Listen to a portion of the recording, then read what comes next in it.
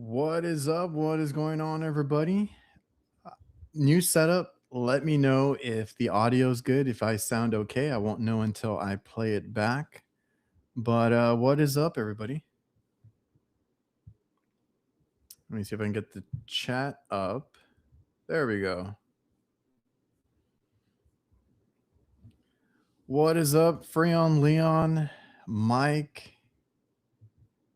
See some others in here. Victor. Y'all were in here early. Audio good? All right, cool. We'll see how it sounds when I play it back. But like I said, new setup, new everything, and we're testing it out. What's up, Rudy? Brian?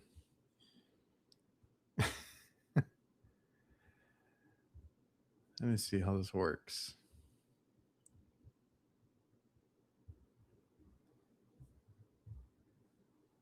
So if I show this, okay. So what is up, everybody? How's everybody doing? Enjoying the holidays, I hope, and looking forward to a new year, new goals, new everything. Oh, dang. Getting sick. Shitty day. Sorry about that. What's up, Froggy?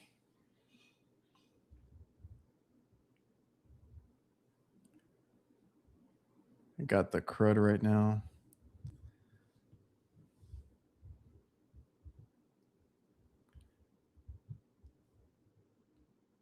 Mike, I heard y'all talking about what was it, vacuum pumps and recovery. Who's gonna be at AHR? What is up, Morgan's Maintenance? Appreciate you stopping in. Hope you guys are enjoying your holidays. Make sure you hit the like button when you come in, on your way out, whenever you can.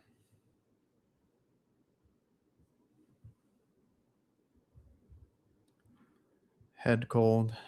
Let me see. Chat.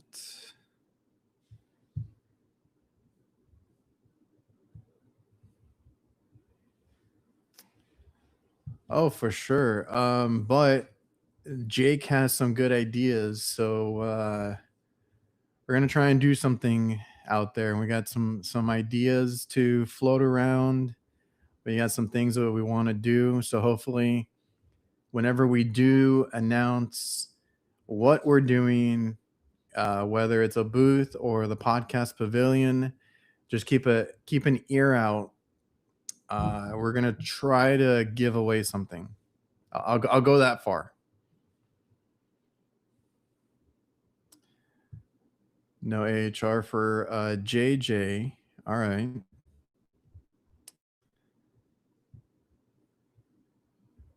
Let's see.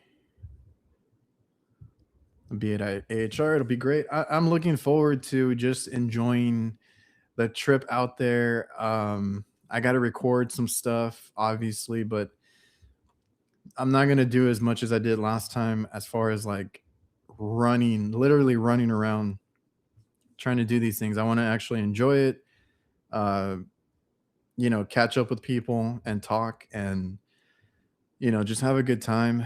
Um, yeah, I haven't completely scheduled or like set in stone, which reminds me I need to go through my emails. But I'll be there Monday, Tuesday, and then I'm gonna take off on Wednesday. We are flying in on Saturday, so we'll be there, see what's going on, and really never been to Vegas.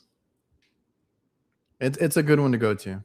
The weather's decent. It's not crazy. It is cold, but not like Chicago, for sure.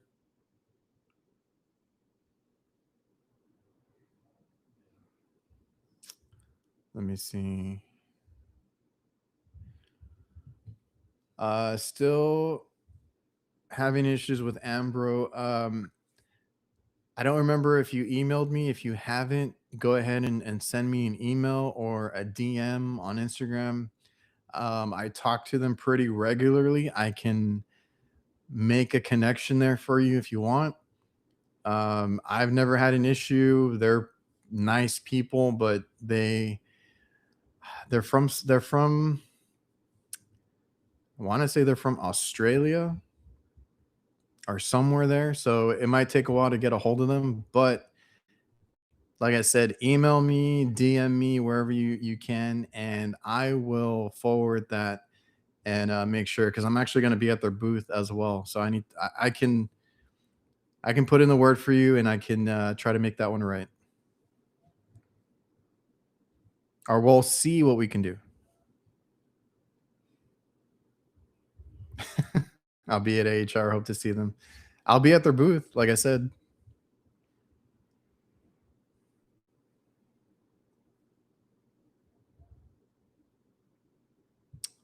AHR will be there. Can't wait to see you there too. On call New Year's Eve and day. We got a big I'll catch up with the chat right now. We got a big project. To me, it's a big project, but it's a removal and installation of cooking equipment. That's what we got tomorrow. And then I got some errands to do. And then I'm trying to take a road trip Tuesday. And I will fill you guys in when I come back from that. I don't want to say too much, but I will probably post something about it. So I need to go up north. It's not HVAC related, but I need to go up north for something, and I might post about it when I get a chance.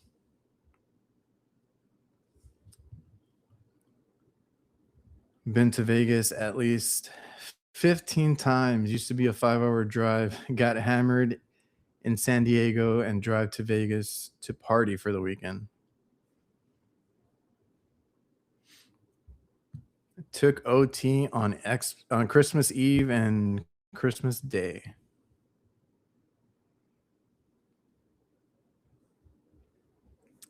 Yeah, we've been pretty busy. The guys have been working a lot. Like it finally, I would say, slowed down for maybe the last week, and by that I mean like we're not rushing to calls. Like it's just we have our days scheduled, but not we're not having to move things around or go crazy with it.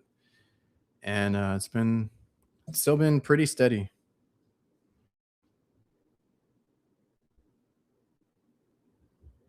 Symposium. I need to get out there one of these years for sure. The HVAC school symposium. Did a dual evap. Let me see how I can. Uh, did a dual evap lowboy and condenser install week before last. Turned out pretty good. Did you say 20 pounds? I'm trying to figure out how to use this program. Hold on. 20 pounds of 404.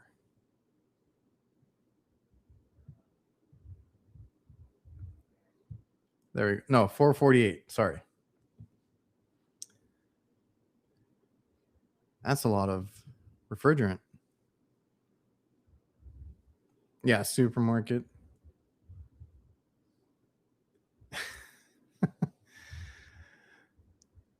What is up, supermarket? Refrigeration. Oh, that's why you said supermarket. I just saw him.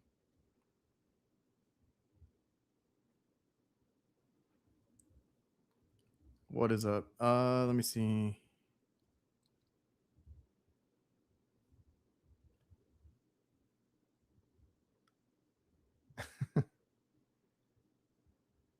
Let me see. I'm gonna try and scroll through here.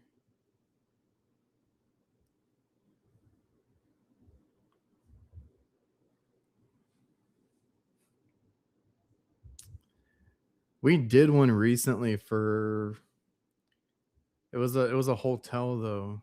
Huge condenser and receiver. I don't remember how many pounds it took.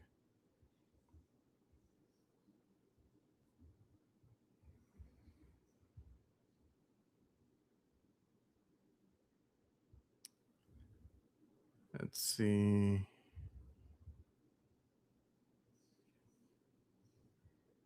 I gotta go up north to Houston, if you're asking.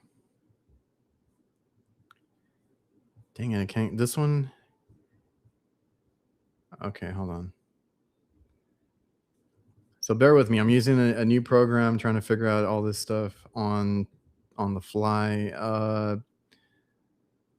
Let's see.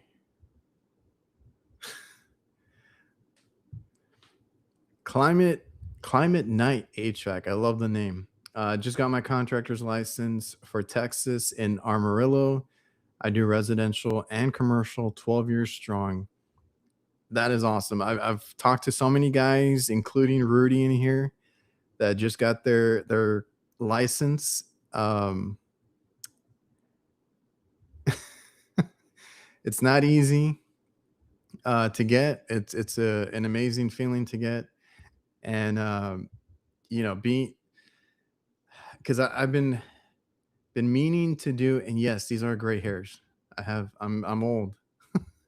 um, I've been meaning to do these other podcasts as a guest to talk about business, even though I don't think we're business gurus. We just charge more than we what do we call it? We charge more than we spend, and we do a good job at that, right? Knowing what to charge. I mean, that's a big battle in itself. Trying to be competitive. You're doing this almost for free when you start if you really need the work. We've done that before too, right? So, when you start and let me check. Did I do this right? Okay, hold on.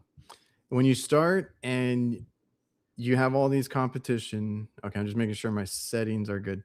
Um, like I said, you might be doing it almost for free. Like we were, and I've said this before, we were like $45 an hour, our labor rate, right? What we charged.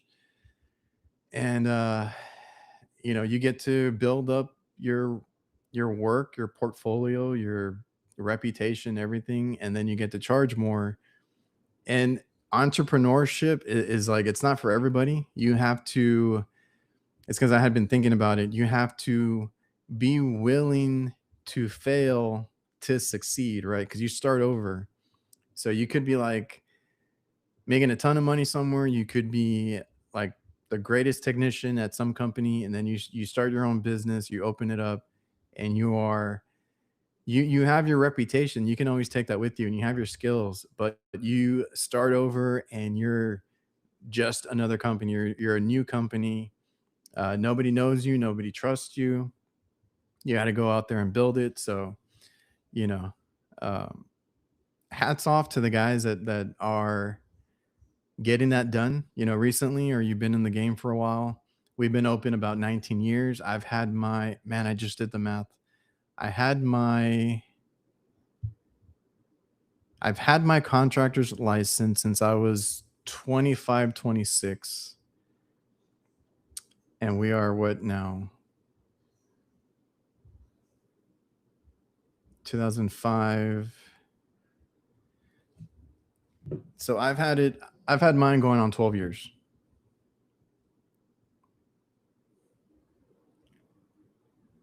Yeah, make sure you leave a like. What's up, Nasty?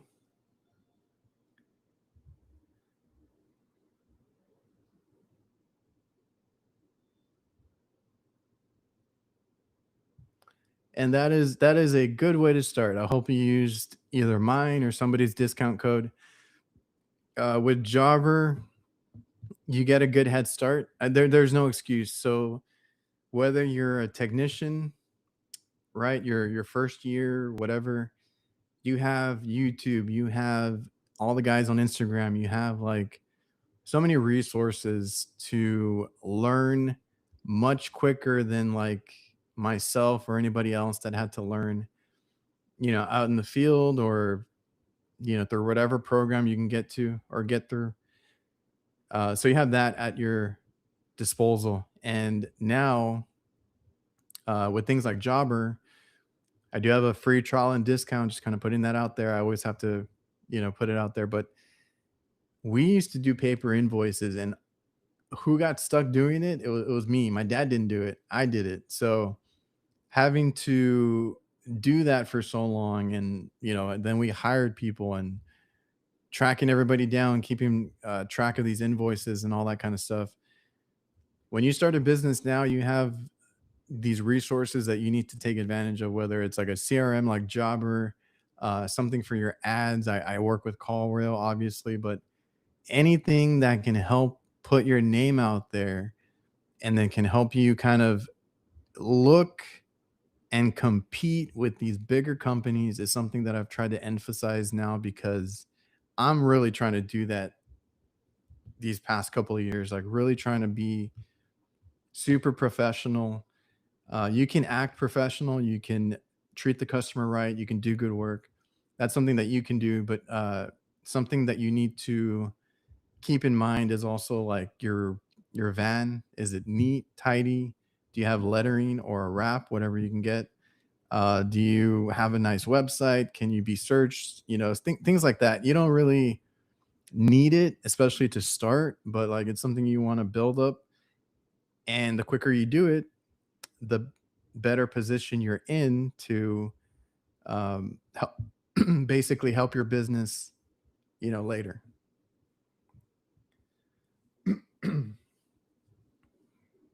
So awesome to hear you get your license. Awesome to see that you're trying to get off on the right foot, all that kind of stuff, because it's not easy.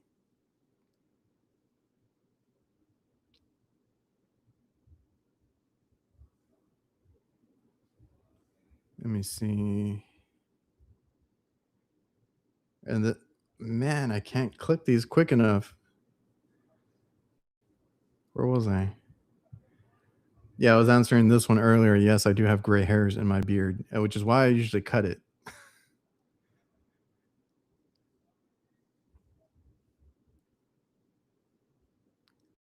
Man, this is gonna take some getting used to. Diego, what is up? Have any tips on how to better diagnose zone boards? I don't know if anybody else answered. I do not work on residential. I do not work with zone boards in particular. But if anything, I talked to somebody recently about that. Um, yeah, the guys are talking about fan cycles.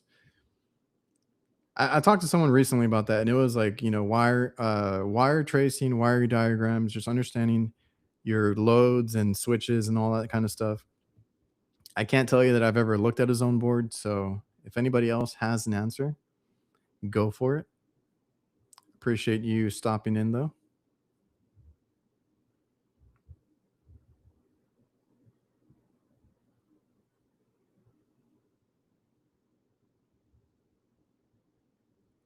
We got a whole commercial conversation going on right now. Headmasters, adjustable headmaster.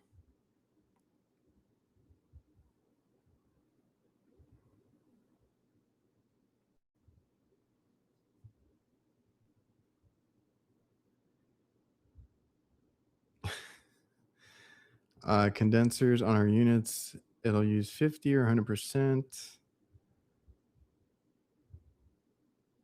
My barber told me wisdom starting to peek through.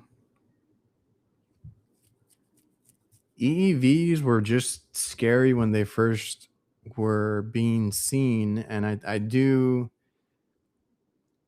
trust them. I do like them a lot more now that I've actually worked on a few, and they're not that bad. They're better than, to me, it's a better system with the EEVs. Now, I don't have all the tools for it. I don't have the magnet. I don't have anything, but they hardly ever give out. I did talk to Heatcraft, who said, "Oh, there you go." WW WWHVAC, which is Washington HVAC, Walter, has videos on zone boards.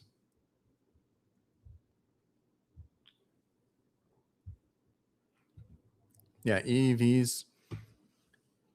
See, the only reason I didn't like them because and I don't think it was straight from manufacturer that I heard it.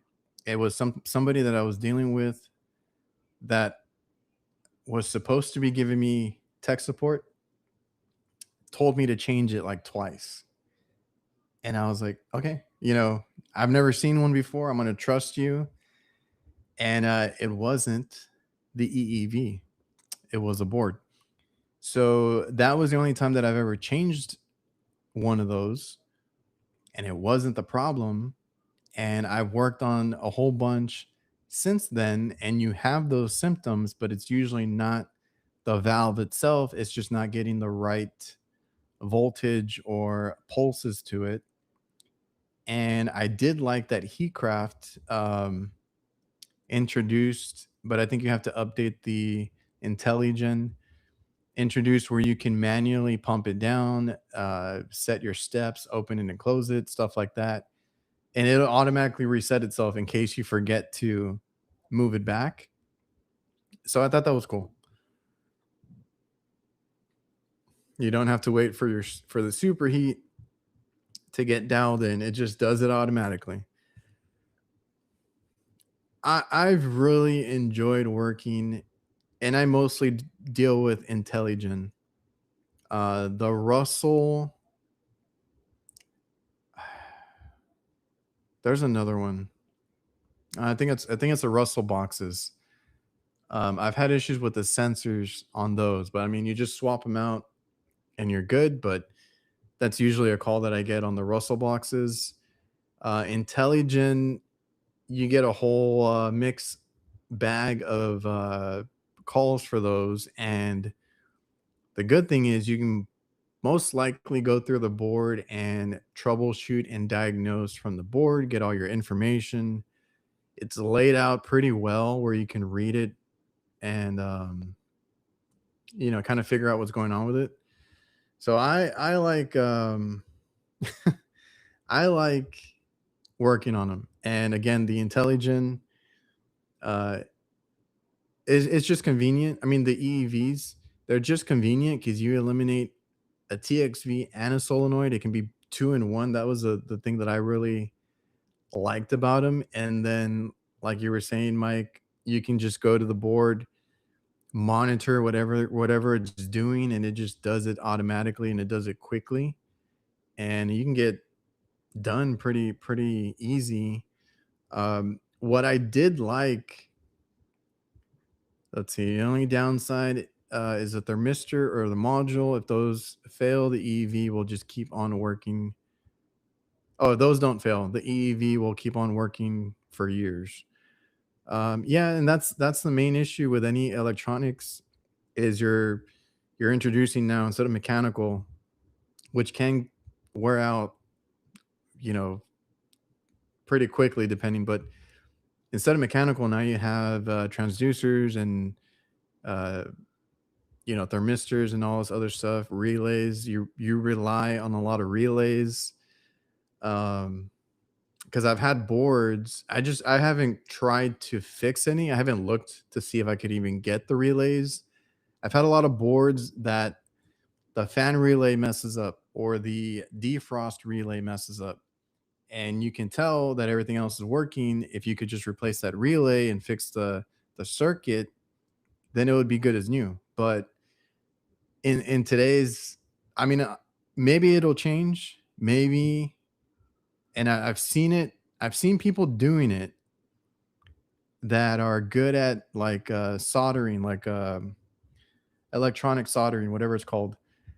You can actually fix these things, these boards, if you know how to solder a circuit board, right? And I don't know if we're gonna go into that or we're heading there or I don't know what. But in today's day and age, it's easier just to replace like the whole board or the whole part of whatever you're working on. It's always been like that. And or it's been like that recently. Whereas I do miss actually fixing things, right? Like fixing semi-hermetic compressors. I haven't done one of those in forever. I don't remember who it was. Oh, it was HVACR dads. I don't remember which one. It was Matt or Sean. They were replacing the valves on the um, semi-hermetic, and I was like, man, I haven't done that in a long time because everything is new now, and it's like electronic or whatever. And a lot of the times, the customer will just buy a whole new unit if it's a reach-in, like a small unit, or if it's a big unit, you're just replacing a compressor or the valves or a board, whatever it is, and you don't really get to fix too many too many things anymore. It's just it's a little different from when I started, where we fixed anything and everything, or reused, or figured out a way. That's all we did, and now it's like replace parts, replace a condenser, replace an evaporator, whatever it is. Yeah, at some point, because that's the only issue I've seen is like certain relays or certain parts of the board are what give out, not the entirety of the board, right? So, at what point do we start fixing these electronics or repairing them or rebuilding them?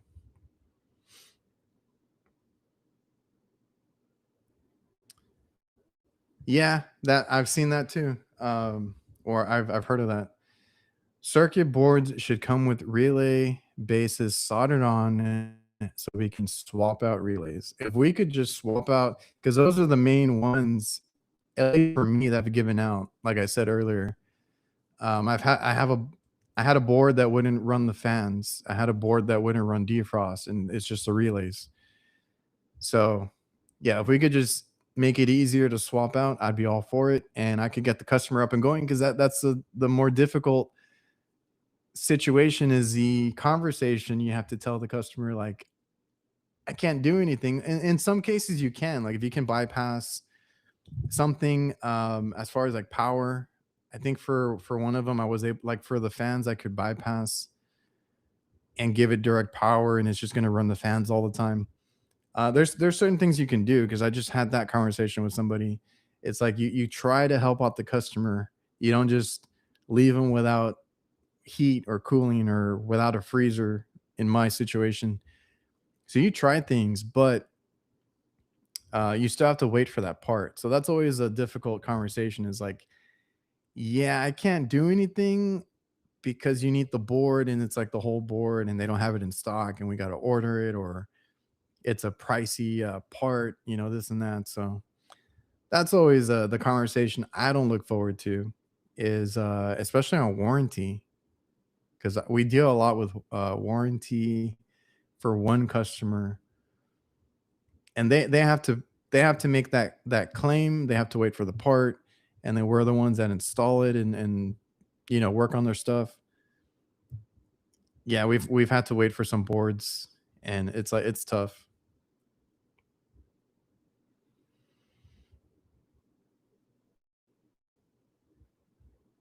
But yeah, that's something that we're gonna probably be moving to, is soldering boards.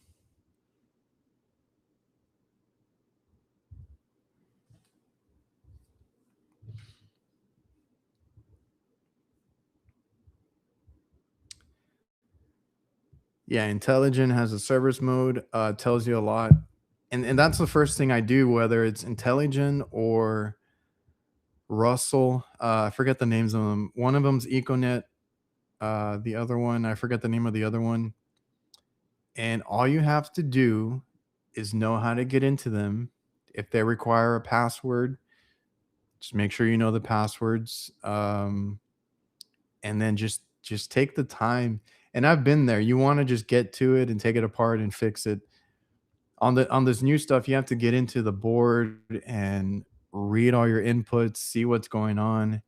If it has a service mode of some sort, read through it. If Manitowocks have been like that for a while, um, and a lot of us, or the older guys, me, the senior tech, that's what we do, is we go through the boards, and you just go through all the inputs, all the errors, all the history. It's going to log itself a lot of times, and That's going to tell you what's going on with it, and you can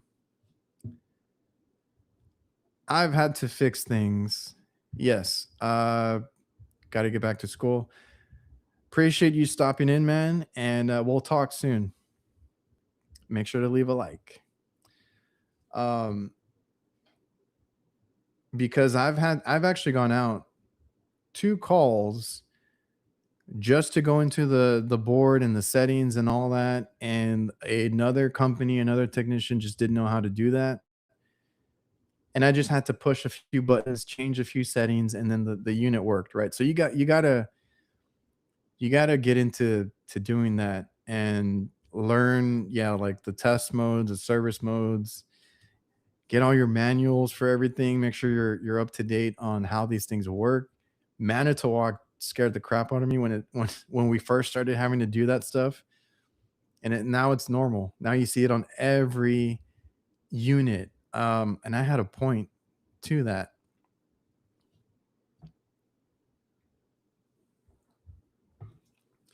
Oh yeah, we have a why is it like okay? We had a walk-in box, and we were gonna replace the controller. So this has a digital controller. It's a Dixel. Those things are not cheap, even the universal ones. And then you got to pick a 120 or a 208. This one happens to be a 208. I typically see these on smaller equipment, and I carry the 120s. So I had to go buy one, and they're like, "Hey, have you tried or seen?" Because they just had a like, what do you call it? Like an open house where they had manufacturers there. They just had a training from Carol, and they're like, "Have you seen their new digital controller? It's Wi-Fi and Bluetooth." And I was like, I've seen them. I don't think I've seen that one in particular. It was cheaper than the Dixel by quite a bit, at least $50. Like it was a significant difference for me to be able to use or to buy it and then give it a shot. And it did 120 and 208. It was dual voltage. Uh, it was touchscreen, and I have videos on it. And I used the app to set it up, and it was super simple, and it was a perfect one to use it on because it's that one that I had to climb into, and I have like inches from the ceiling tile because it's a self-contained where it has the evaporator and the condenser on the box, right? It's that two in one. And the space is ridiculous to get in there to wire anything up and replace that controller. So we use the Carol that has a I forgot the name of it. It has a Wi-Fi, Bluetooth connectivity, and that thing was really cool. I thought it was cool.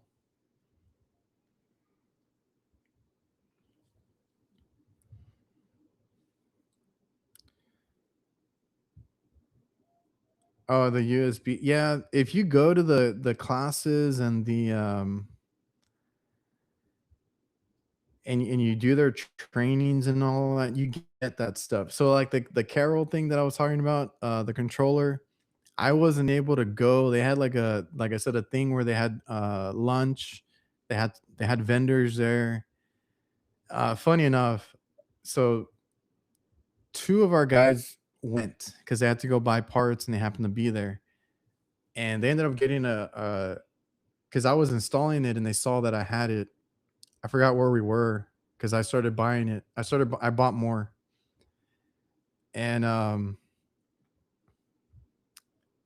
yeah. And yeah, so I started buying them, and they're like, "Oh, we could have given you one. They gave us a free controller at the open house or whatever you call it, where they had lunch and the vendors were there." I was like, "Oh, okay." I didn't get to go, so I didn't get a controller, but it worked out really well. The customer enjoyed it. I was actually outside the building, still connected, and I could see what it was doing as I was like packing up my van. So that was cool. It had good range. And it was funny though because then they went to the Heatcraft booth, and I don't know what this means, but Heatcraft gave them something too, or unless that was a controller. They saw their uniform and they're like, "Oh, I know who you reliable. I know who that is." And he said they tried to like move them down the line, like, "Here, take this, go down." I don't know why. And I was like, maybe some of the videos that I've posted about their Intelligen when it first came out, because I had boards going out, and I do have a couple of issues with them because I worked on a few recently. Uh, the brackets. I don't know if you got. I know Mike. I think you commented, and some other guys.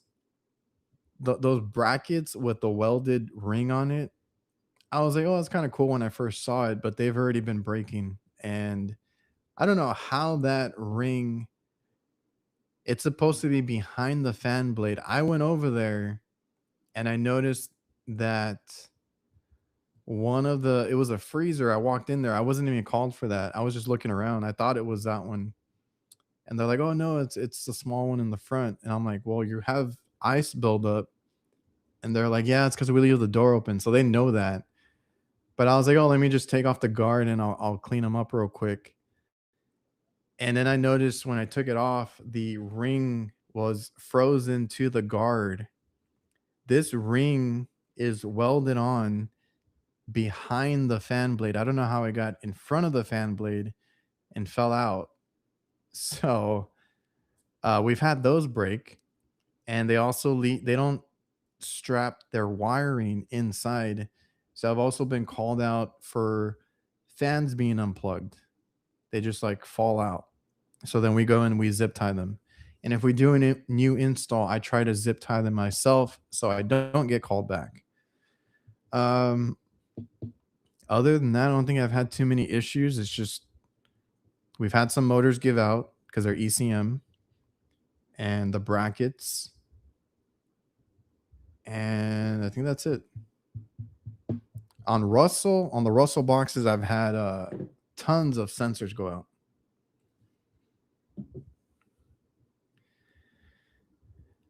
Yeah, I had to go out. Oh, I had three go out on a freezer recently. All three fans had broken blades and didn't damage the coil. Hmm. You sound slow as hell. I've been on 2.5 speed.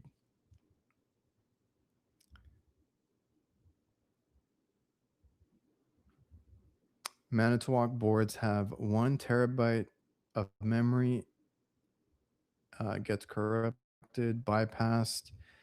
The relay for a Frymaster blower a few times they get a customer buy. Yeah.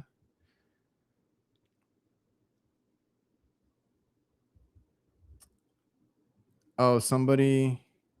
Yeah, for sure. Even this one, I was like, I asked, and it was a little bit noisy. So I was like, we might need to replace the motor, or maybe just, I don't know if it's, I don't think it's just a bracket. I think that motor might be shaking up a bit, and maybe that's what caused it to break. And these have the ECM motors in them, but they didn't call me for that. And I was like, "Are you sure? Nothing's wrong with this freezer because your bracket is broken." So lucky for them, nothing happened to it. It had been working. They need to fix their door. It's another location that needs a new door. You know, any of you that work in restaurants, they beat the shit out of their doors 99% of the time. So they just need a new door. And I was like, man, you guys lucked out that it hasn't like caused anything where it's like into the coil or something else.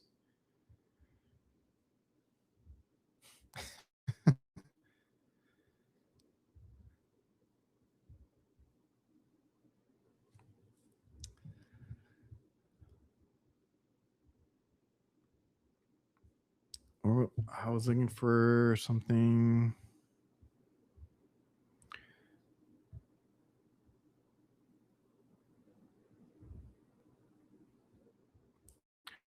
So third party, oh my god, that reminds me, I need to get it is a pain dealing with third party.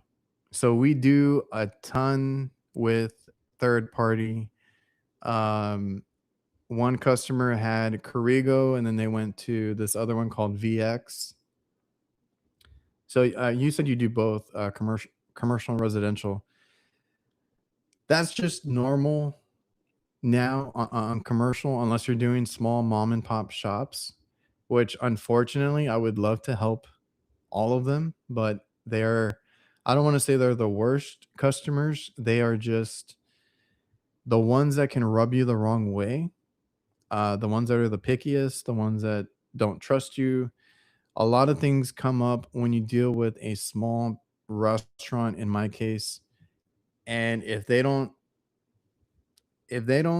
let you do the work, it can cause problems, or like let you do it and kind of trust you until it's done, and then pay on time. That's all we ask for, is like, let us do the work and pay us when we're done. That I think that's pretty simple. But yeah, for like bigger accounts, if you want big accounts, it's all third party. So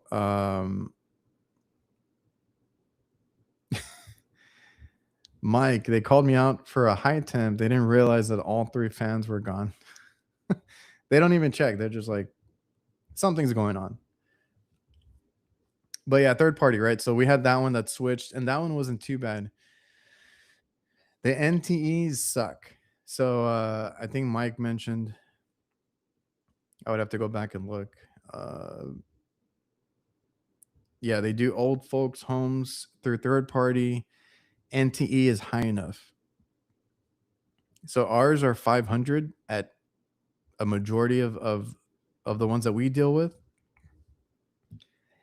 It's been okay. Next year, I think we're going to slightly increase some pricing. So we might have to get a lot of approvals, but they realistically they approve them in a timely manner. But there's when you deal with these bigger accounts, you have to go through several people. So there's one here that the NTE, like I said, is 500, and it has to get approved for anything over.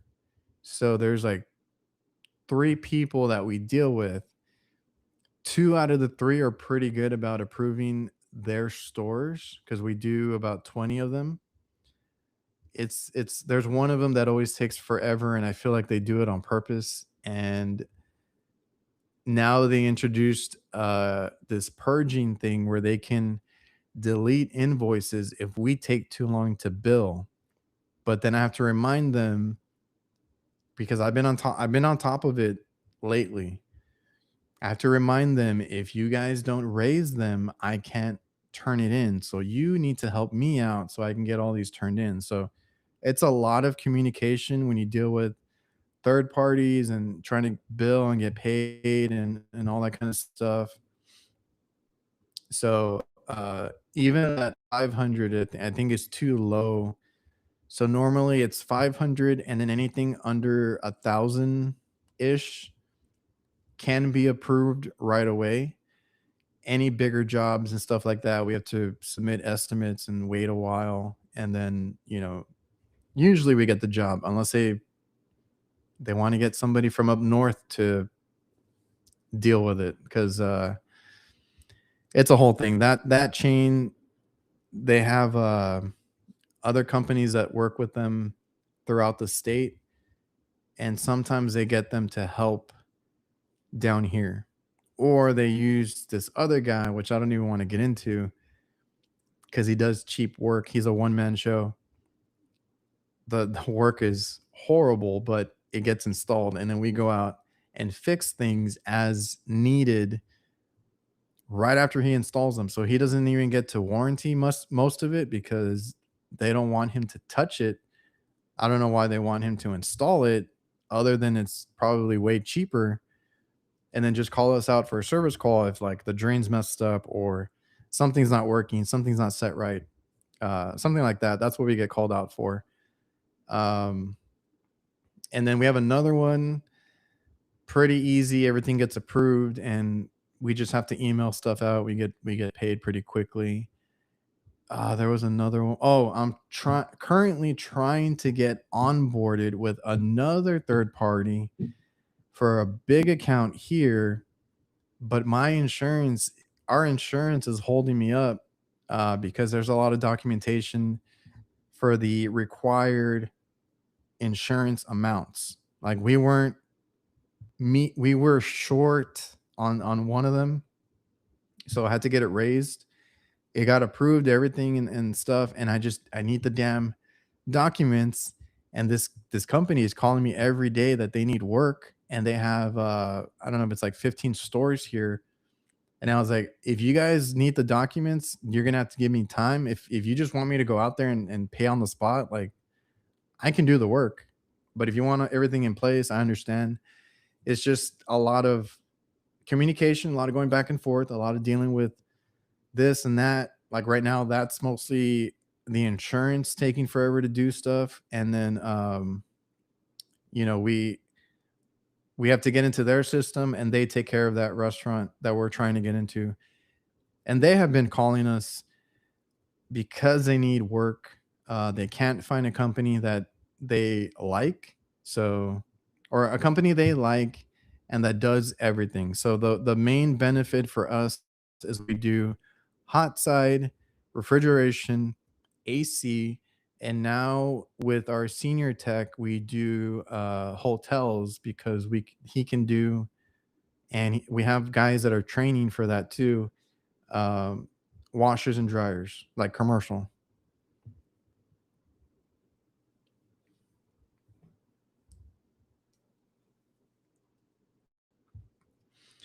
Once you're, yeah, once you're in the commercial side and you're doing all these bigger jobs, that's your worst enemy, is like waiting for approval. It's like you don't want to work for free, you don't want to get in trouble. Everything has to get approved, everything has to go through something. Yeah.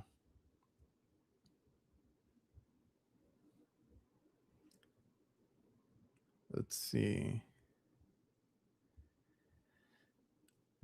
A lot of OT calls with low NTEs. Oh, you get a 1100. That's nice. I have one recently that they put in for out of town. We don't do out of town calls unless it's a good customer. And they've been trying to get away with putting a bunch of requests, in for it's like I think it's only like 3 hours away. And I got one of the requests, the NTE was zero. I'm like, what, who made this mistake? I was like, I need you to raise that ASAP. A 500 is if there's no parts needed, right? Like you said, gets you in the door. It gets you a couple hours, whatever, to diagnose. It doesn't pay for any like actual repairs. And I'm saying like we're still at a decent price, but we do need to increase a little bit.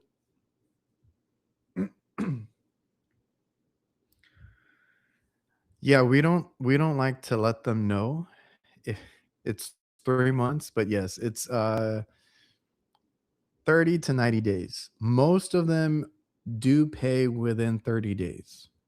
There's only a couple of them that make us wait, and they try to take advantage of like the 60, 90 day um where they're supposed to pay. But most of them, we've had them for a long time. Most of them will pay within 30 days.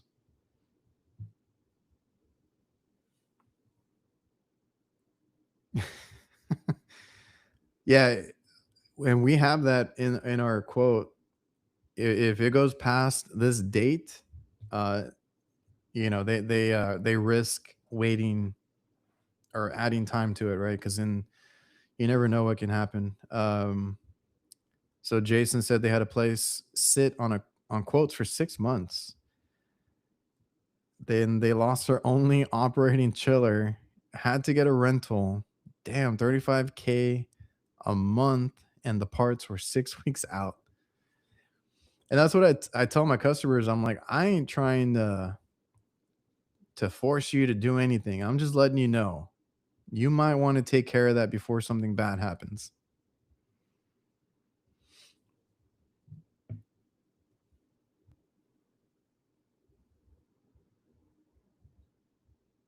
Eco Track.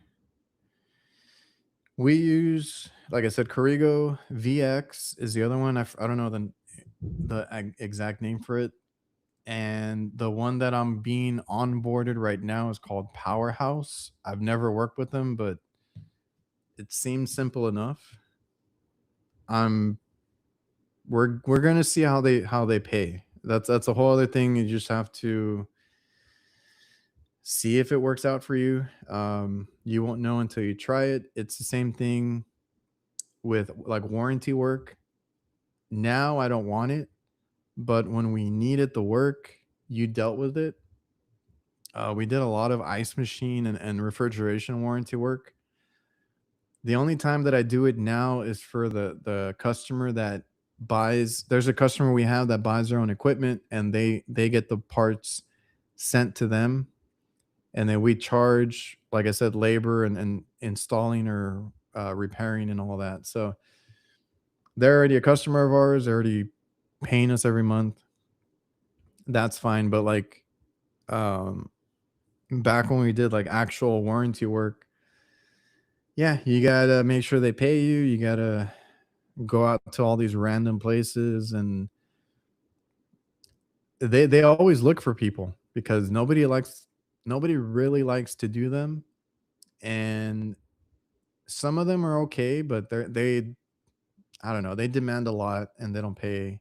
Oh, they pay well, but some of these customers that you get through warranty, it's funny.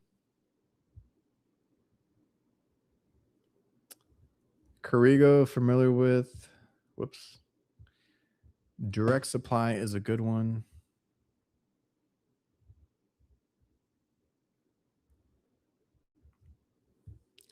Neither have I. I asked around, but nobody was familiar with it, but we'll see. Oh, there you go. Powerhouse does a lot of those Planet Fitness. New to me. Um, but they have been calling and calling, and apparently the restaurant needs a lot of work.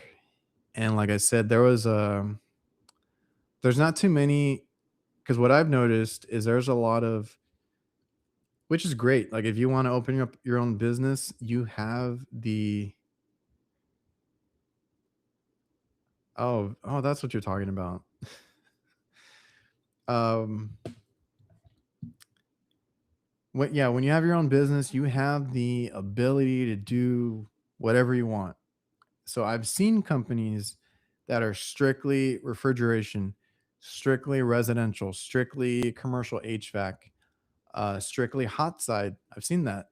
And our benefit is that we do all of it. So they were impressed because not too many here do it. And what they actually need more, or what they have more calls for right now, is fryers and hot side work.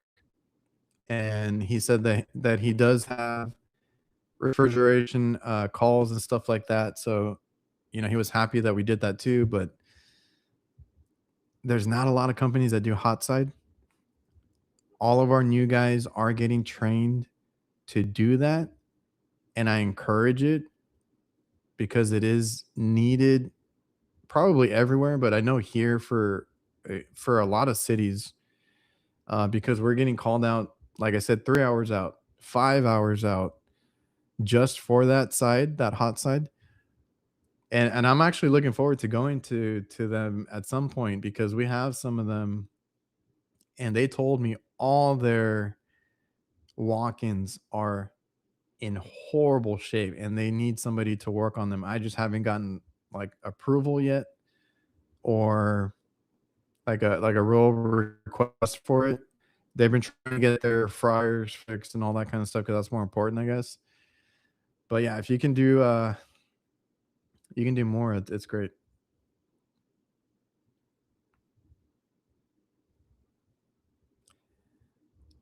Sam, I think he said that he started late, so I don't know how long he was behind. That's what he could speed up. Service channel.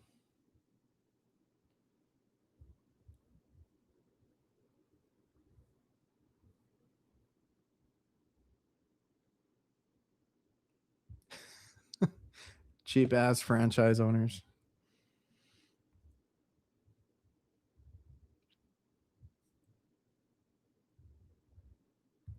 All right, climate night. You take care of yourself. Have a good weekend and a good work week.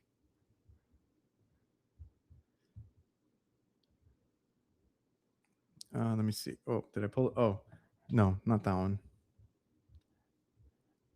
Meter. Which do you prefer, the Fluke 902 or 116 multimeter? I don't know any of these. I don't have Fluke. My dad has one. I don't know which one it is. He said it was acting up. I think he needed a new one. And I was like, "Oh, I'll get it for Christmas." And I couldn't remember which one it was. I need to go look at it.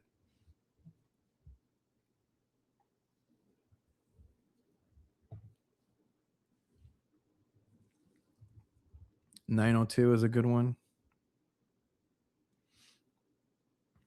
I have always used a field piece, which is not a bad choice, especially if you don't know what to get. Um, and recently, I've been using Milwaukee, but I wouldn't say that it's like great. It's just it works, right? So works for me.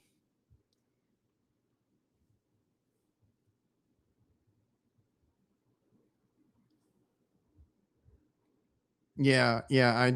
I've always used field piece. Like that's what they had us buy in trade school was a field piece LT16A, I believe. And it was okay. That's what I learned on, but I quickly needed I realized I needed a clamp meter because that one had the attachments on it, and I didn't like doing that. So then I started using the field piece clamp meter. So I have always used like the SC, I believe it's like the SC 260 or two something. And the last one I used was the SC 480, 460, 480, whatever it is. But it's a big ass meter. So now that I work with Milwaukee, I tried theirs and I like it. It's a decent meter. It does really well outdoors, and I don't know. I just wanted to try something else other than field piece because I've only used field piece. The only reason I haven't bought any other brands is usually because of the size. It depends. Like I need it to fit in my tool bag, and I just recently tried Milwaukee.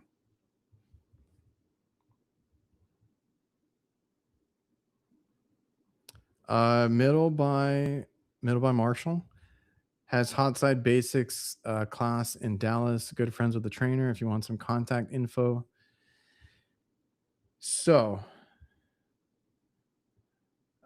basics class.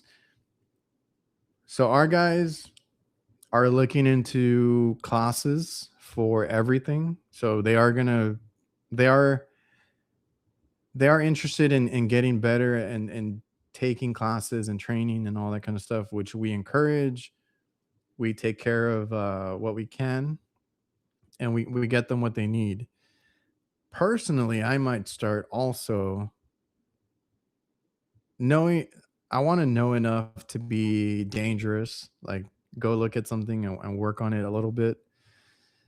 So I might be looking into it too. But yeah, I'll let you know if we look more into it.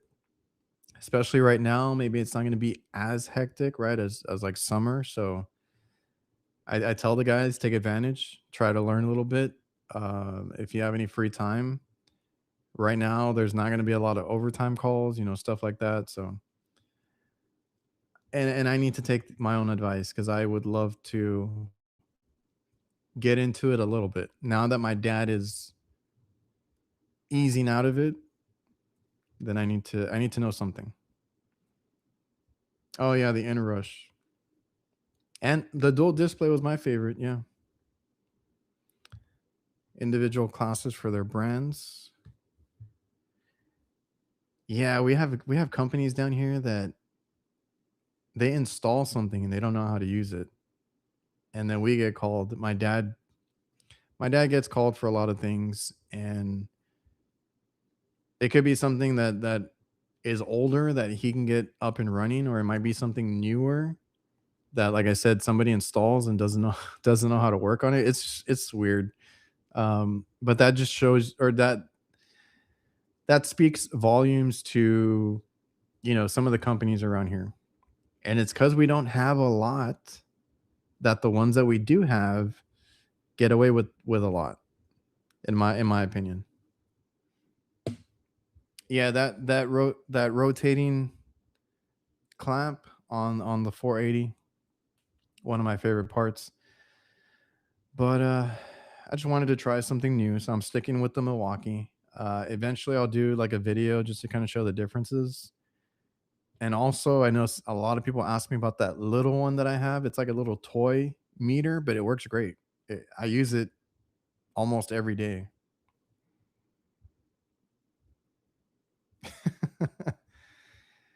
That's what I'm worried about. Get into hot side makes you get a whole other set of tools. But yes, they will get nasty and greasy. I think I heard Brian say that he has his own hot side tool bag just for that.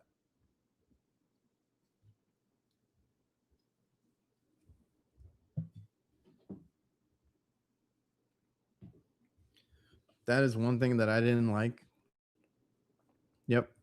That is one thing I didn't like working with my dad when I started is all the grease. And I saw it too on the refrigeration when I got into that because a lot of that equipment is up against a fryer, which is the worst. It sucks up all the grease, all the coils get nasty, and anything like if it's next to a fryer, if it's a stand up and the condensers are on top, it sucks up the grease and then it covers the top of those units with grease. And then you're just stuck to it. Your uniform is stuck to it. It just didn't enjoy that part of it. All right, man. Catch you later. Kitchen Cowboy. Phase rotation is a good thing to check. Or you can just listen for that compressor running backwards.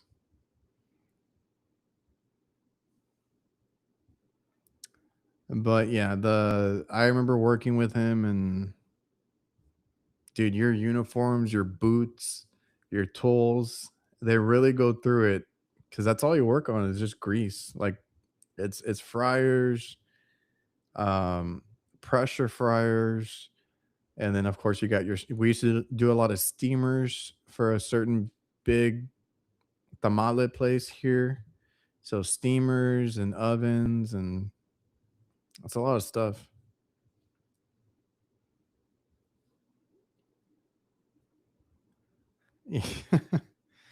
Yeah, take towels or take a cardboard, right? Cardboard is I learned quickly how much you need to always get some cardboard from the back. Sometimes they throw it all out and you're screwed, but if you can find some cardboard, you lay it everywhere, and then you can work a little more comfortably.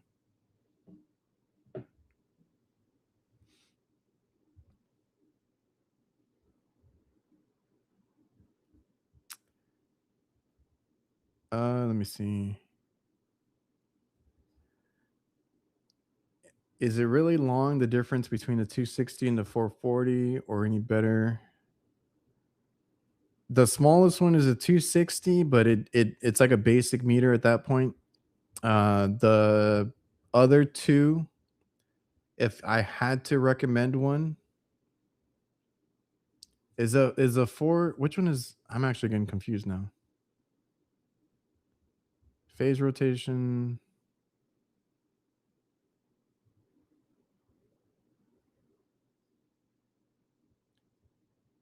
Am I thinking of a different one? Let me see.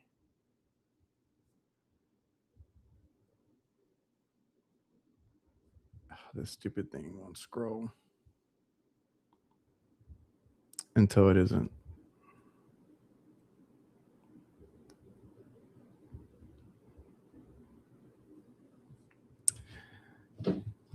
What are the three? Oh, 680. Geez, I forgot the number.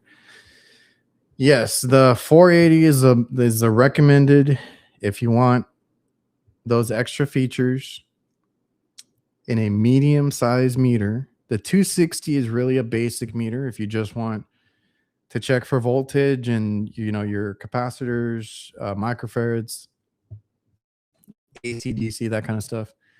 I believe it still does temperature. 480 does the phase rotation, or maybe the 480 is the one that does temperature. I don't remember anymore. You get a few more features on the 480, and it's still a decent size. When you get up to the 680, it is a lot bigger, but it has the rotating clamp, dual temp screen, and you can also see, I think, like two different readings, so like amps and voltage and stuff like that. Phase rotation, we use that quite a bit. 680 does millivolts, so it does everything that you would need it to, but it's a lot bigger. So usually the 480, the one in the middle, is the one that you can get more out of if you do more of that kind of work, like you want to do phase rotation, temperature, everything. uh and 260 is just to get you by. 480 is dual screen. Okay. I used to use my meter a lot for temperature. I don't really use it anymore. I have like my psychrometers and stuff now, so that's another reason that I didn't really need the dual readings, the dual temp, all that kind of stuff. And I know this 680 does power factor. I don't know if the other ones do. There's different things that you would have to compare them. But 260 is like for somebody new or somebody that needs a super basic meter that can do most of what we do. 480. Yeah, I get it. 480 does I think what most technicians that have been out there for a while need it to do, and then 680 is if you really want to jump into some of the other features. But I'm already over it. I have my Milwaukee one. It does what I need it to do. I don't deal with a lot of complicated systems. I mostly just check voltage, microfarads, um, and amps and continuity. Let's see. Someone asked about Stay Bright. If I can freaking find the comment.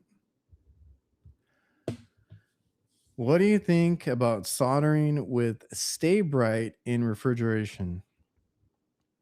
You do see silver solder on equipment that you might buy. Like, it is a thing. As far as like doing a repair, I mean, if it comes from manufacturer, that's what they did, that's what they wanted, that's how it comes, and it might last a long time, right? Uh I've seen a guy that swears by it on YouTube, but I've heard bad things about it. I'm better at brazing than I am soldering, so I would prefer to braze every time. Um,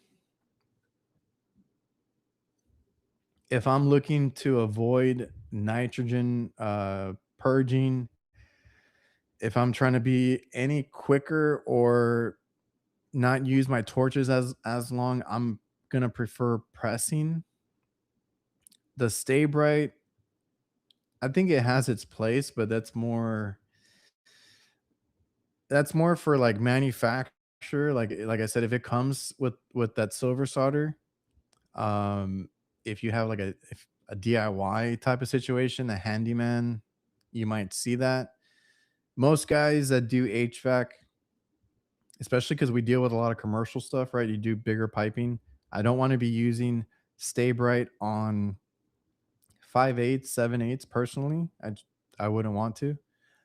Um, so for me, a repair, I want to never have a callback. Oh, okay. Yeah, there you go. NorCal uses it for the Danfoss TXVs when you have brass to copper. Yeah, you could do that too. No. um, yeah, you can do that. I haven't done one of those in forever either. The Danfoss. What was I gonna say? But if you're gonna do a repair, I would want it to have the highest success rate, no callbacks, never leaks again, permanent repair. And for me, that's brazing. Um, Stay Bright needs to be done correctly with flux, cooled down naturally, in my opinion. Because I think if you force it, if you put a wet rag on it, or you move it too quickly, you're gonna mess it up. So there's more room for error on brazing. Brazing, a lot of people can get away with brazing, and I would trust brazing on a long term um, repair. And yes, you can use the orange sticks on brass to copper. I have several different kinds in mind. I've used those the 56%, um but I haven't seen a lot of it lately. I've only been doing copper repairs. They want me to do, so I mentioned I was going to be at the Ambro booth at AHR. They're going to focus heavily on microchannel repairs. So what they want me to do is to demo microchannel repairs, which is aluminum. And I've only done it like twice. I've had success with one, not the other. So I was like, yeah, if you guys can maybe give me some tips, we'll do the demo. So we'll be doing that at AHR in Vegas, some microchannel aluminum repairs. And that's a whole other thing.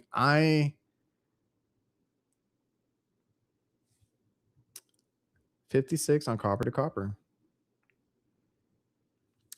Um, what do you guys have any of you used or repaired aluminum, and what would you use, or have you had good luck with a certain brand? I've tried both. I've tried Solder Weld and I've tried Lucas. Personally, I think the I think the Solder Weld makes, it's like these little step by steps, right? You heat the rod, you dip it in the flux, you apply it to coat it, and then you melt it. And I think that's their steps. Versus Lucas, which has the flux core. I just think it's simpler, and that's the one that I've done a repair with.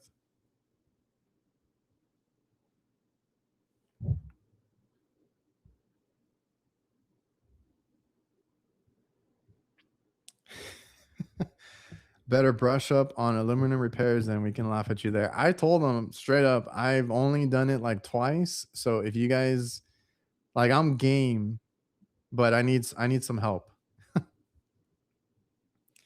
I was telling Pat Finley, because last time we were there together, and they asked, or he asked me, and I was like, "No, you're doing a great job." So now they actually want me to solder.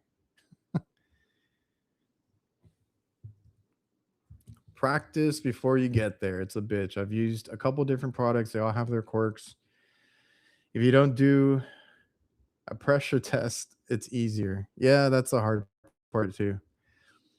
Um, I repaired one that was a crack, but we ended up replacing the whole coil, and that's where I used the Lucas one. Um, I don't even think I've used a solder weld one. I've practiced with it like once, and we had a coil that I wanted to do, and I think yeah, I didn't have everything there, but I wanted to do one because the guy, somebody, it was a train unit with a hail guard, microchannel coil RTU. Somebody obviously took off the hail guard and then like let it fall, and you can see that where it swung and it just gouged the microchannel. And they wanted, so they gouged the microchannel, right? Somebody did that. And I guess they told them, "Oh, you need new compressors, this and that." So I went out there because they had bought compressors, and I went out there and I'm like, this thing is empty. I don't know, like, did they check anything else? Did they take out the refrigerant? Like, what happened? Come to find out, when we took off the hell guard, we did a pressure test. We found the gouge. I guess they didn't want to admit to it, and they just told them, you need new compressors. Maybe they were gonna get a new unit. I don't know what. So I wanted to do that one, and I was gonna try the solder weld kit, but they never called me back. It's for a customer that we do, but it's in out of town. It was like 5 hours out or 6 hours out. So it had to be rescheduled. So I don't know. They probably didn't want to wait, and they probably got somebody else to either fix it or replace the whole thing. I don't know.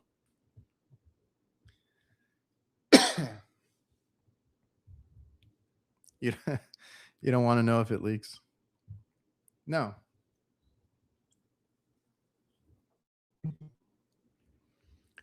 I'm going to solder and put a whole blob of it, and then just call it a day. What is up?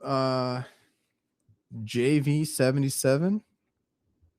Hope you're doing well too. Hopefully you had a good holidays and you're gonna have a good new year. I'm doing well. We've had really good business. The channel's doing well. I'm happy, happy to be here chatting with you guys. Happy to have a channel and work with companies like Ambro that's gonna put me on the spot to do these micro channel repairs. So, having fun. Yeah, the Al 88, Jesus, Al 822 rods. I don't know what they're called. The flux core is what I use, or what I've preferred.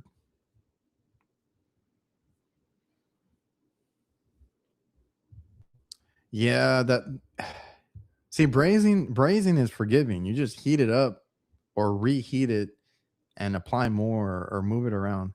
Aluminum, you gotta clean it really well, brush it, or it's just not gonna stick.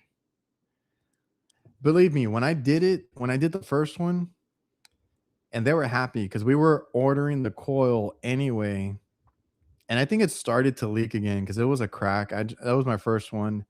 We patched it. I used the Lucas one. We patched it. We tested it. I was like, holy shit, it's holding. So I was like happy, and we filled it up. It worked, and then the coil was out a few weeks. We went back, replaced the coil, so everything was good. I was kind of surprised that I was able to fix it. This is a while back.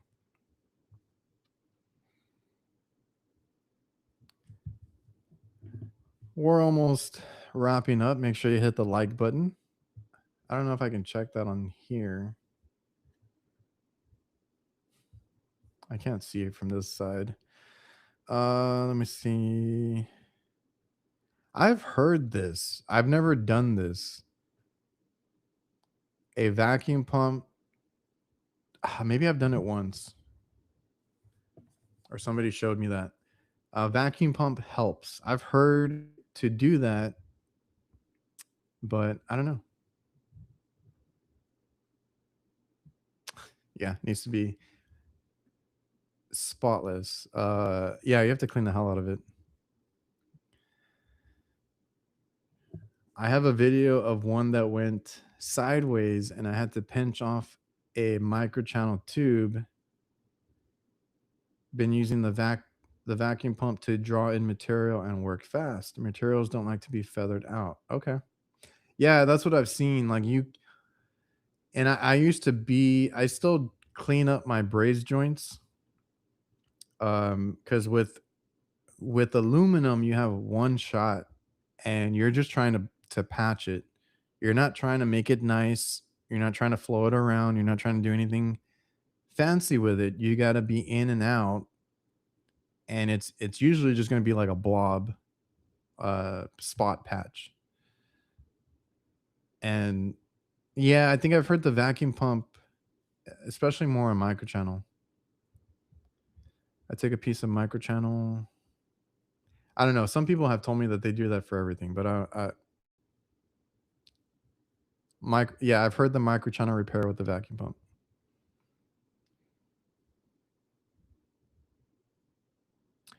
That's what I need to do. I don't have any.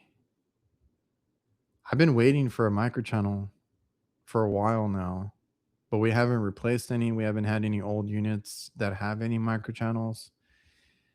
Whenever we get one, I'm gonna cut that coil out and take it home to have as reference. Like we can try different rods and see which one's better, but I don't have that yet.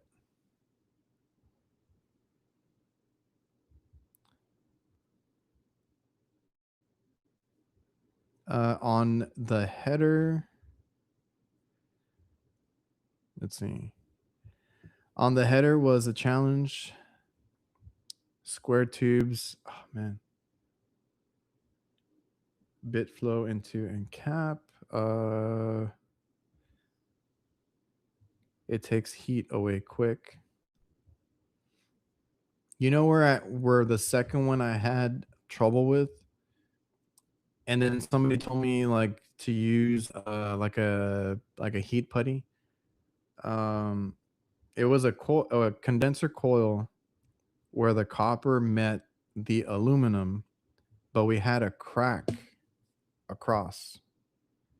So I was trying to repair the I was trying to repair one and you would heat up the other, right? So if you repair the aluminum, that's fine, but then the joint might get too hot. And then you're trying to repair the copper side, but then you're going to mess up the aluminum because that's going to get too hot. Somebody had told me just use a heat putty to block and you can work on either side because I had issues on both sides. And I was like, man, I'll just get you a new coil. And I couldn't do that one. But that was a customer that also wasn't customer got us in like a manager or an area manager, and the store managers were being resistant. So it's not one that I wanted to like do too much work with. I tried it, didn't work out well.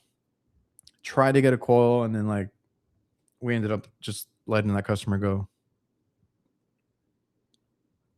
Who wait.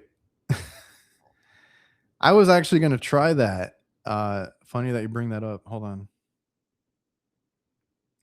You also don't put the filler material right on the hole. You put it on the sides and use the heat to draw it over. Yeah, and then with the solder weld one, you're supposed to like coat it or something, right? Like with the flux, and then apply it. Like you just got to make sure you know whatever you're using, what the steps are for that. I feel like the solder weld one is a little bit different. Good to hear. Starting a new job with a Texas building automation company who that wants me to start their HVAC side with my license. Oh, that's right. The cans. I forgot. Yeah, I've heard of that one. Um, hold on, hold on. I do not have experience with this, but to me, like in general, because I work with my dad, so we've turned down work that he's not comfortable with, or I've turned down work because I know that our hot side can't handle it, right? But if it's up to me, I like to try things. I like to, go out there, experiment, put myself out there, try new things. So if it's interesting to you and it makes sense, right? You got to make money off of it. If you're good with it, it makes sense. Try it. I'm like that. I like to try new things. So I've always been that guy that's like, I'll do it. Right, hospital work, I'll do it. Recently, they wanted me to check a ultra freeze something. I was like, I might need a little bit of tech support, but I'll do it. So it's up to you. Just make sure you know get what you need out of it, and hopefully that works out. I've yet to do a microchannel repair, but I have 3 coils in my garage ready to practice. Have you had to deal with microchannels that have the weather coating? We've coated them, and we've seen some that are coated. I've never had to repair one, like I said though, because we live by the coast, so you need that out here. And even then, like there's a new one, or at least I know it's new. Like I think it's new. That's already up for like it's on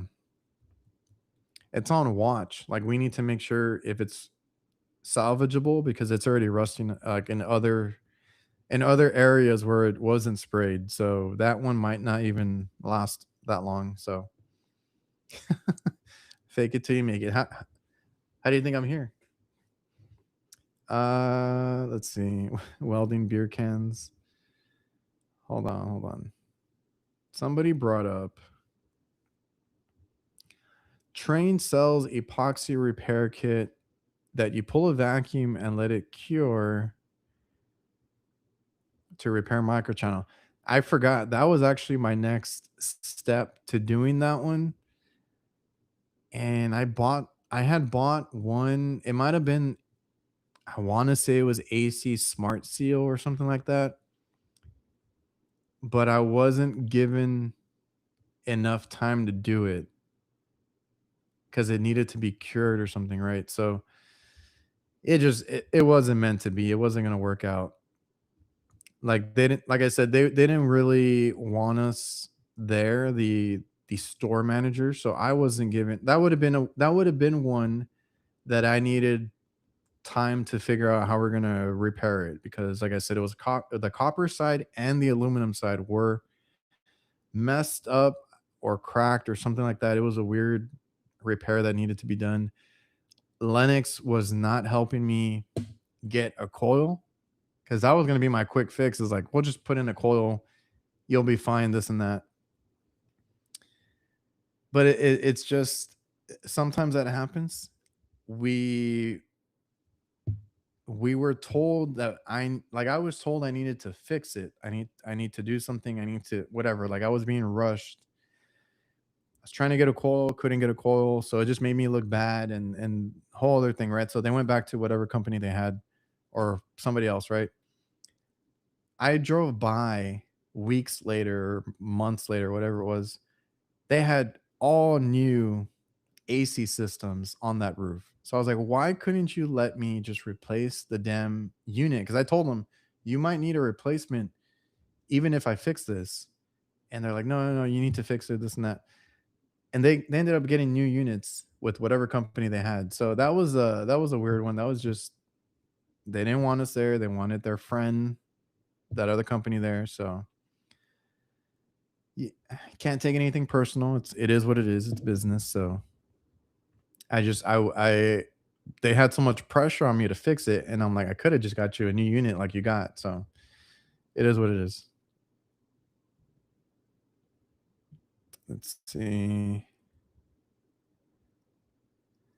But I was looking into it.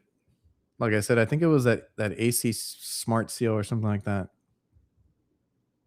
Oh, so they have an OEM one.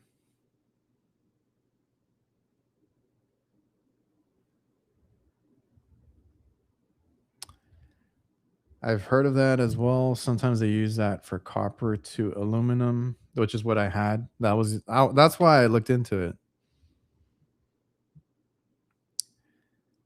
Yeah, I don't know.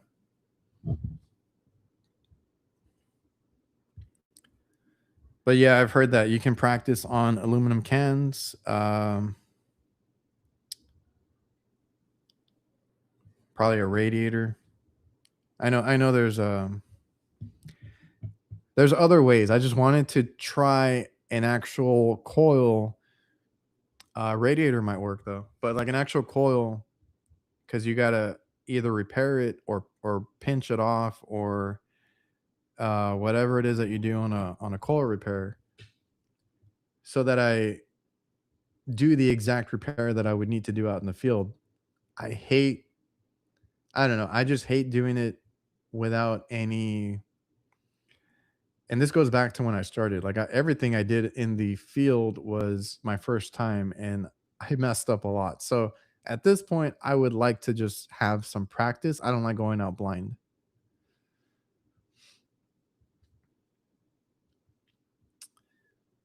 Oh, it doesn't. Yeah, problem with epoxy is it doesn't heat, expand and contract the same as metal. Yeah,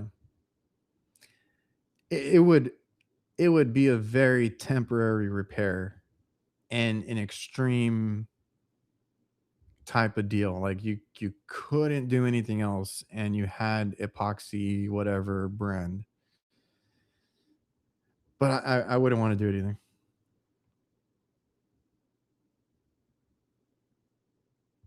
Yeah, condenser from a car.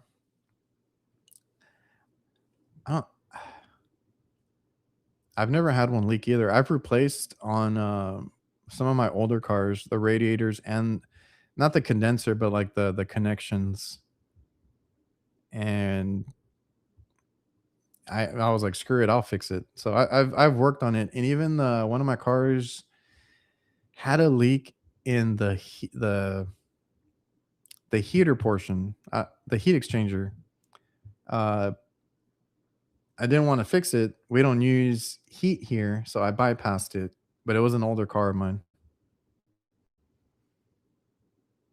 Yep, the old pinch off tool in front of an audience heckling you.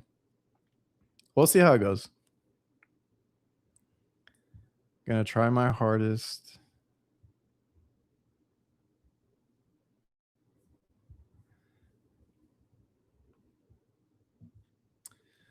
All right, so I think we had a good session here. I appreciate everybody that tuned in, trying out this new system, hooked up my camera and everything. If it's a compressor, it's compressor and stuck TXV, or if it's a leak, it's in the O rings. Yeah, I don't remember. It was a long time ago when I guess I had more free time. I dove into working on cars, my own cars, and I did the ACs on them. I did the radiator. I did brakes. I did. I had a '63 Catalina Pontiac. Worked on that one. Fixed a whole bunch of stuff on that one, and once you get into like a trade like ours, it kind of opens up everything, because I've never been mechanically inclined. I never used to fix things. And then once I got into this field, I was like, oh, I can work on my car. I can work on this. I can work on that. I've changed like the blower for the AC on a car. I've changed a whole bunch of stuff, and um and it's cool because I got to do all that stuff. That was when I had more free time. I don't really have that now, so I'd rather just, if it's really bad, because right now somebody's working on my old car, just get somebody else to do it because I'm not going to be working on a project car every weekend and this and that. So back when I had time, I used to work on my Bonneville and my Catalina, and I grew up with old cars because my dad loved to buy them, and he was always like, "This is going to be your car. This is this and that." For one reason or another, we had to sell them, but we've had like Impalas, and these were like 60s and 70s, and um, he's had some. He had a Cougar at one point. He had I remember a whole bunch of old cars that we had that we would work on. So that was always cool. And then I got to work on my own later.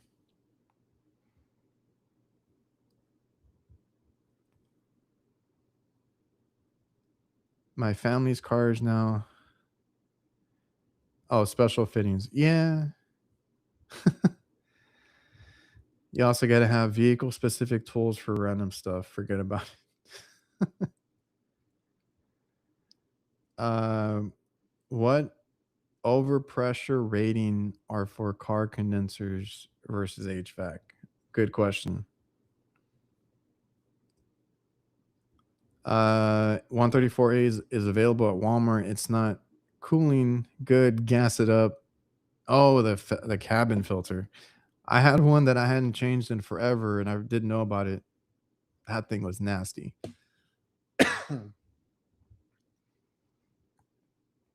R12, yep. And yes, the internet did hang in there tonight. The new setup worked out great. I appreciate everybody for tuning in. Have a good work week. I will probably post something soon. I have a road trip this week. Hopefully that turns out well. I might post something from it. We are going to get something, and I'll keep you guys updated.